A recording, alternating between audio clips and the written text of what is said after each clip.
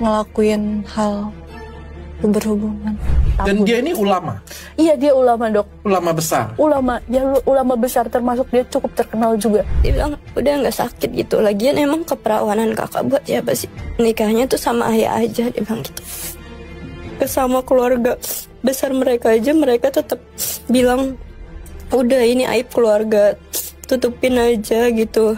Masa kamu dikuliahin sampai segininya mau ngelaporin ayah kamu sendiri gitu. Memang terus terang kita malu dengan pemimpin yang non-muslim. Kalau kita bicara agama ya, kita dapati pemimpin muslim yang amburadul, yang kacau balau, semrawut. Betapa kita bangga atau kita acungi jempol, kita hormati pemimpin yang non-muslim. Seorang Perdana Menteri Belanda, siapa namanya itu? Lupa namanya. 14 tahun jadi Perdana Menteri. Setelah serah terima jabatan, pulang pakai sepeda pancal. Gak ada pengawal, gak ada yang nganter, pakai sepeda pancal. Mantan Perdana Menteri Belanda. Baru saja serah terima jabatan dari kantor, pulang naik sepeda pancal. Beberapa pejabat yang saya tahu di Australia tanpa pengawal. Gubernur tanpa dikawal, saya pernah jumpa. Di kita yang beragama Islam, yang kaya dengan dalil ayat Quran dan hadis, 330 triliun, entah kemana itu. Itu saya jumpa dengan seorang jaksa, gak usah sebut namanya. Kalau dibuka sebenarnya 1.000 triliun, bukan 330. Sebenarnya 1.000 triliun kerugian negara di tambang timah itu.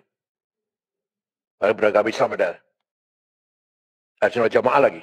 Ketika agama jadi topang dan iman sejati diuji.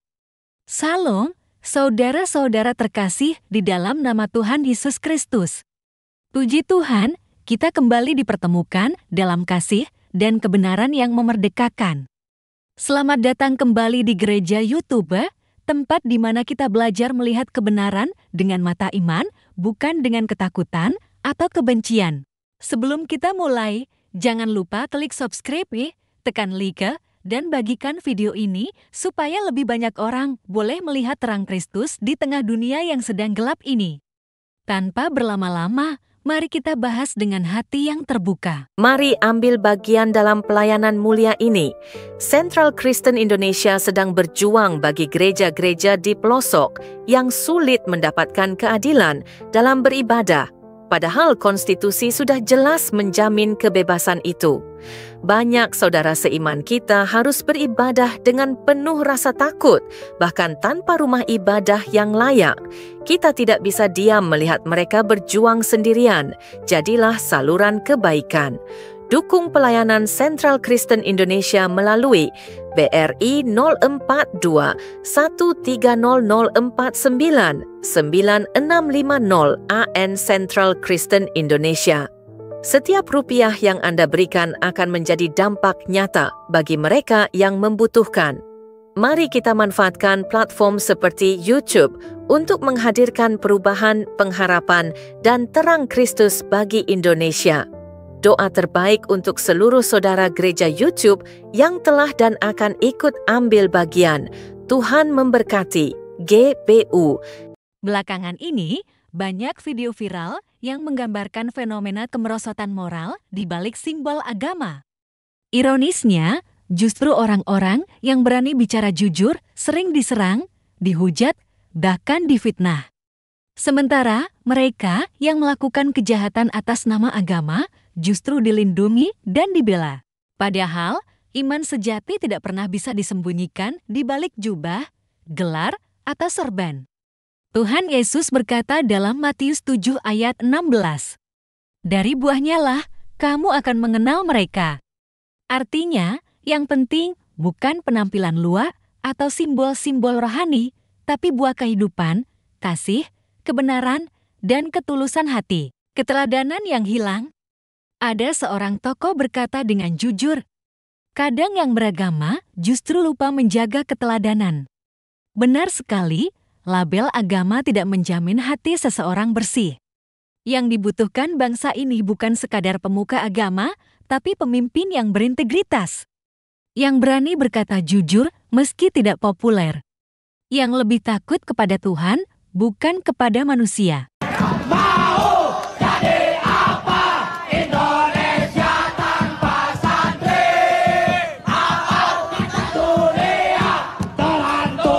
Bukan santrinya yang salah, tapi SDM-nya. Kita tidak menolak pendidikan agama, tapi kita perlu bertanya, apakah pendidikan itu membentuk karakter ilahi atau hanya melatih kepatuhan buta? Negara maju bukan karena jumlah agamawannya banyak, tapi karena rakyatnya berintegritas dan beretika. Tuhan tidak memanggil kita untuk jadi fanatik buta, tapi jadi garam dan terang dunia. Matius 5 ayat 13-14. Nah, kita ini sampai sekarang tidak bisa membedakan mana ajaran, yang mana tradisi. Pokoknya semua yang dilakukan oleh Nabi di zamannya, itu dianggap sebagai ajaran. Akibatnya jadi membabi buta. Makan di warung Padang, ya pakai jari 3. Karena Rasulullah kalau makan katanya pakai jari 3. Lah yang dimakan kurma. Ya berantakan, kalian pakai 3. Udah nasinya banyak. Bare solok lagi. Tapi bare solok itu ya, nggak pulen kayak nasi Cianjur. Ya karena saya sering ke sana. Ya, makanya supaya gampang dimakan, maka dikasih kuah. 3. Kalian buka puasa, kalau pakai kurma, wih, sunnah. Padahal di Arab satu-satunya buah yang ada, ya kurma. Kalau Nabi Muhammad lahir di Cianjur atau di Lembang, mungkin sunnahnya bukan kurma lagi. Pisang. Ngerti maksud saya? Nah yang gini-gini itu kan kadang-kadang kita nggak pernah mikir lagi. Betul nggak? Dan kalian juga sama. Kalau buka puasa pakai kurma udah rasanya masuk surga ya. Yang nggak pakai kurma nggak masuk surga. Hah? Ini apa-apaan? Kita di negara tropis ya banyak. Pisang ada. Pepaya ada. Melon ada. Semangka ada. Salak ada. Apa yang nggak ada di sini? Di sana memang nggak ada. Adanya cuma kurma.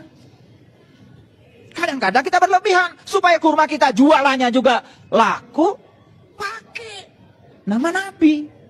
Jadi kurma Nabi. Mahal-mahal juga dibeli, betul nggak? Padahal sakit gigi. Begitu masuk gigi berlobang, cedut. Nah, kurma Nabi tetap aja bikin sakit gigi. Ustaz jujur yang difitnah. Menarik, ada ustaz yang berani jujur malah difitnah. Dibilang pendeta nyamar, dibilang biksu, dibilang rabi. Padahal dia cuma bicara kebenaran moral. Disinilah kita belajar bahwa orang yang berbicara benar sering tidak disukai. Tapi Yesus berkata, berbahagialah orang yang dianiaya karena kebenaran, karena merekalah yang empunya kerajaan sorga. Matius 5 ayat 10. Kamu juga dilecehin? Iya. Pertama kali aku disuruh oral. Dia minta kamu melakukan oral pada saat kamu umur berapa? Kelas 6 SD. Oh shit. Dia kayak nyuruh saya buat mandi. Dan ngelakuin hal berhubungan. Dan dia ini ulama? Iya, dia ulama, Dok. Ulama besar? Ulama, ya ulama besar, termasuk dia cukup terkenal juga. Dia bilang udah nggak sakit gitu. Lagian emang keperawanan kakak buat siapa sih? Nikahnya tuh sama ayah aja, dia bilang gitu. Sama keluarga besar mereka aja mereka tetap bilang udah ini aib keluarga, tutupin aja gitu. Masa kamu dikuliahin sampai segininya mau ngelaporin ayah kamu sendiri gitu. Kejahatan di balik kesucian palsu. Lalu muncul lagi berita memilukan. Ulama biadab lecehkan anak angkat, oral, dan setubuh dari umur 13 tahun. Sungguh tragis. Dan lebih menyedihkan lagi, banyak yang malah membela pelakunya. Saudaraku, disinilah perbedaan antara agama sebagai topeng dan iman sejati. Tuhan Yesus tidak pernah mengajarkan kita menyembunyikan dosa, tapi justru mengakuinya supaya diampuni. Dalam 1 Yohanes 1 ayat 9, tertulis, jika kita mengaku dosa kita, maka Ia adalah setia dan adil sehingga Ia akan mengampuni segala dosa kita dan menyucikan kita dari segala kejahatan. Orang-orang Islam tuh sampai paranoid dan kemudian bikin tindakan-tindakan yang sangat aneh dan gak masuk akal. Misalkan gini, mau mendirikan gereja, tidak boleh. Tidak ada izinnya, tidak boleh begini, tidak boleh begitu, administrasinya panjang. Bikin gereja bisa sampai puluhan tahun izinnya. Nah, karena tidak bisa bikin gereja, akhirnya mereka kalau ibadah dipila di bangunan-bangunan pribadi. Itu juga digerebek. Karena tidak boleh menjalankan ibadah di luar tempat ibadahnya. Jadi orang-orang itu tuh maunya apa? Bikin tempat ibadah tidak boleh, bikin di rumah sendiri juga tidak boleh. Jadi maunya apa? Sedangkan mereka-mereka itu yang jumlahnya banyak itu memakmurkan rumah ibadahnya sendiri juga tidak. Sampai harus disumbang 100 juta musolanya itu gitu. Dan ini yang tadi itu kan, kalau misalkan nggak punya duit itu ya paling minta-minta sedekah di pinggir-pinggir jalan, ngecerek-ngecerek gitu kan. Nggak lebih daripada itu. Itu mereka malu nggak ya nerima uang gitu ya? Iya, saya ragu mereka malu. Orang-orang yang berani melakukan hal yang seperti itu tuh saya yakini sudah memiliki gangguan mental tertentu. Saya mah sok berani apa ya? Berani mengatakan ini gitu dan berani menjamin bahwa orang yang seperti itu tuh mengalami gangguan mental. Melihat agama dari perilaku. Ada seorang guru berkata dengan bijak, "Kami tidak perlu membaca kitabmu, kami cukup melihat perilakumu."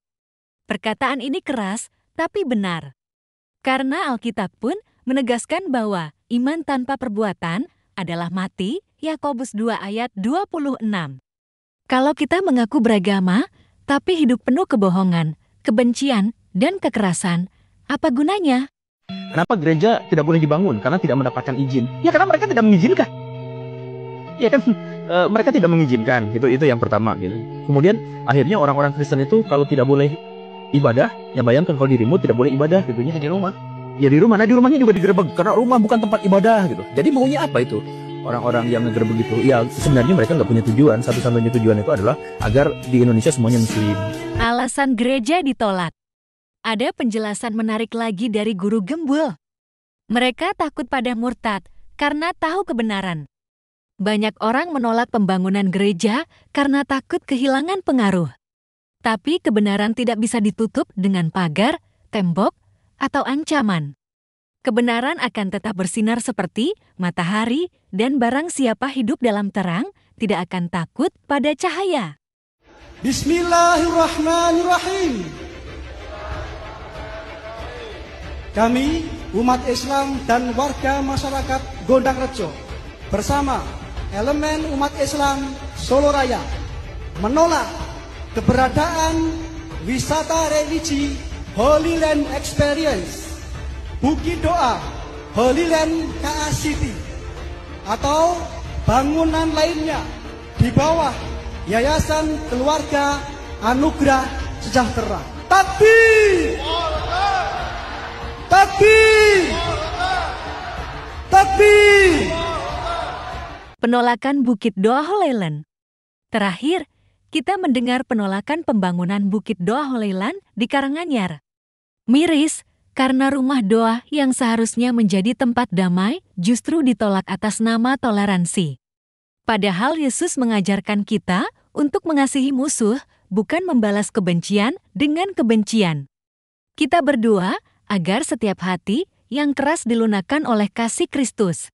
Saudaraku, dunia hari ini tidak kekurangan agama, tapi kekurangan kasih dan kebenaran. Banyak orang memakai nama Tuhan, tapi hidup bertentangan dengan kehendak-Nya. Yesus tidak datang untuk membangun agama baru, tapi untuk memulihkan hubungan manusia dengan Allah. Mari kita belajar menjadi saksi Kristus lewat kehidupan yang jujur, kasih yang nyata, dan iman yang berbuah. Kita tidak perlu membalas hujatan dengan hujatan, tapi tunjukkan bahwa Tuhan Yesus hidup di dalam kita melalui kasih yang aktif. Kalau saudara diberkati oleh video ini, jangan lupa klik tombol subscribe. Bagikan video ini ke teman dan keluarga dan tuliskan pandanganmu di kolom komentar. Menurutmu, bagaimana cara kita sebagai orang Kristen bisa tetap kuat dan penuh kasih di tengah dunia yang semakin gelap ini? Sampai jumpa di video berikutnya. Tuhan Yesus memberkati. Salam. Ayo jadi berkat lewat tangan kita. Saudara-saudari yang terkasih, ada sebuah pelayanan luar biasa yang sangat membutuhkan dukungan kita. Yayasan Cipta Pelita Kasih. Tempat ini bukan hanya sekadar rumah, tapi juga menjadi sekolah bagi anak-anak yang tidak mampu bersekolah. Di sini mereka belajar, dibina, dan dimuridkan, bukan hanya secara akademik, tapi juga secara rohani. Saat ini ada sekitar 30 anak yang setiap hari mendapat bimbingan. Mereka punya mimpi, tapi terbatas oleh keadaan. Dan yang lebih menyedihkan, yayasan ini tidak memiliki sponsor tetap untuk menopang semua kebutuhan. Inilah kesempatan kita untuk menjadi jawaban doa mereka. Di bawah naungan Gereja YouTube, kami berkomitmen untuk mendukung Yayasan Cipta Pelita Kasih. Tapi kami tidak bisa berjalan sendiri. Kami butuh hati-hati yang tergerak untuk bersama-sama menjadi saluran kasih. Mungkin yang bisa kita berikan tidak banyak, tapi ketika banyak tangan bergerak bersama, hasilnya akan luar biasa. Media sosial tidak hanya untuk hiburan, tetapi bisa menjadi alat untuk membawa terang dan harapan, termasuk untuk anak-anak ini yang masa depannya sedang kita pertaruhkan. Mari jadi saluran kasih. Jadilah bagian dari perubahan hidup mereka. Rekening donasi BRI 04210 1003 420566 atas nama Yayasan Cipta Pelita atau bisa melalui scan barcode di kris ini. Kebaikanmu hari ini akan menjadi dampak nyata bagi banyak orang melalui Yayasan Cipta Pelita. Mari kita gunakan platform seperti YouTube untuk menghadirkan perubahan dan harapan bagi Indonesia. Doa terbaik untuk seluruh sahabat gereja YouTube yang telah dan akan ikut ambil bagian. Tuhan memberkati. Mari bersama mendukung pelayanan Apologet Kristen. Saudara yang terkasih, kami mengajak Anda untuk menjadi bagian dalam mendukung pelayanan Apologet seperti Forum Komunikasi Pelayanan Penginjil Indonesia, FKPPI, Apologet Kristen, dan juga Komunitas Kristuber, Kristen YouTuber Indonesia. Rekening donasi Bank BRI 0421 010048 7056 0 atas nama Generasi Muda FKPPI atau cukup scan barcode yang tersedia di layar. Pelayanan ini ada untuk membela iman, menguatkan jemaat, dan membawa terang Kristus di tengah dunia yang semakin penuh tantangan. Kami membuka pintu selebar-lebarnya bagi siapapun yang ingin menabur dan mendukung pekerjaan Tuhan ini. Kami tidak memaksa. Ajakan ini hanya untuk mereka yang benar-benar rindu dan merasa terpanggil untuk membantu. Dan jika saat ini saudara belum bisa mendukung secara materi, doa saudara adalah dukungan yang sangat berharga. Karena kami percaya doa yang tulus memiliki kuasa yang luar biasa. Mari kita gunakan media sosial sebagai alat untuk berdampak baik dan menjadi berkat bagi banyak orang. Terima kasih untuk setiap dukungan, sekecil apapun itu. Dukungan Anda sungguh berarti bagi kami dan bagi pekerjaan Tuhan.